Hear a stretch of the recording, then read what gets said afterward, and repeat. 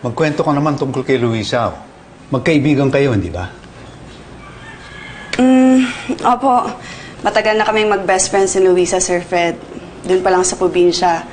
Sabay na kami nag-nursing, sabay kaming lumuwas dito sa Maynila. Pero nauna ako mag-board tsaka magtrabaho rito kasi nanganak pa siya. Nanganak? Di niyo pa po alam, Sir Fred? Oo, single parent na yung best friend ko. Hindi naman siya nagkikwento sa akin eh. Tsaka hindi naman niya sinasagot ang mga tanong ko. Nanganak pala siya. No wonder. She's tough. Talagang gagawin niya lahat para kay Ronron. Kaya nga pa na yung OT niya tsaka double shift dito eh. Pero yun nga, kahit gaano siya kasipag, minsan kinakapos pa rin.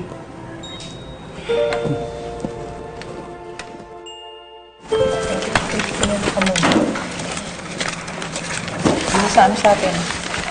Ate Vangie, baka naman pwedeng makakuha ako ulit. Naku, Luisa, saka ka na kumuha. Mga next week, di ka na kumuha. Pero, di ba ate, may guarantee naman? Sa'yo naman yung ATM ko, di ba? Oo nga, pero alam mo naman ang patakaran ko, di ba? Hanggat hindi pa nababayaran yung una, hindi ka pwede uling kumuha. Sige, salamat ate Vangie.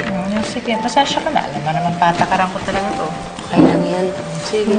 Kaya mo pagkasahod, makakuha ka na.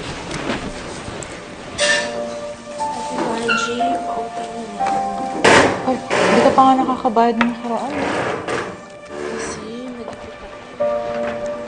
Siyempre, ibang alagang binibigay ni Luisa kay na Doc. Kaya nga siyang favorite, di ba?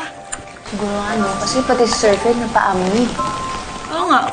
Oy, di ba, Rico? Sabi mo, hinatid mo si Luisa doon kila Sir Fred. Tapos pagbalik niyo, mabait na siya. Baka naman ibang gamot yung binibigay niya. Anong gamot, Berna? Wala. Nagbibiro lang tayo dito, di ba? Nagbibiroan kayo pero ako yung topic ninyo. Kung ano sinasabi tungkol sa trabaho ko, Bakit? Kung di yan totoo, bakit napipikon ka? Baka naman guilty ka, Luisa! Ang sabi mo, ha? Ayaw! Ayaw!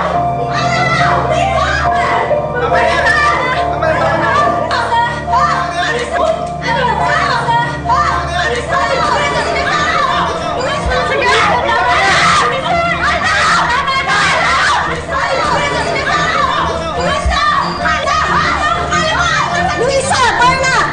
Tumigil nga kayo! Anong nangyayari dito? Nag-uusap lang po kami, Ma'am Gemma. Nang bigla po sumugod to si Luisa. Luisa, mag-usap tayo.